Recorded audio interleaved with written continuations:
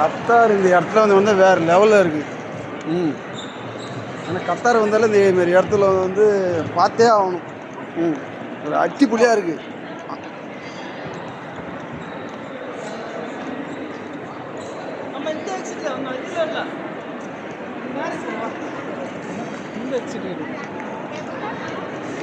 பார்த்தீங்களா, அப்படியே மேகமூட்டத்தோடவே இருக்குது. ம்.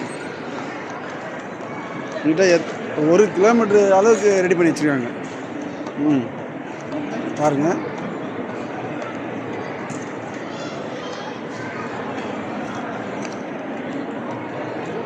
என்னடா இது இப்படிலாம் ரெடி பண்ணி வச்சுருக்காங்களா? இது நம்ம இடத்துல இருக்குமா என்னன்னு தெரியலைங்க. ஆனால் இங்கே வந்து அதுமாரி இருக்குது. வெளிநாடுனா வெளிநாடு தான் போலப்பா. வேற மாதிரியாக வச்சுருக்காங்க கத்தாரில். ம்.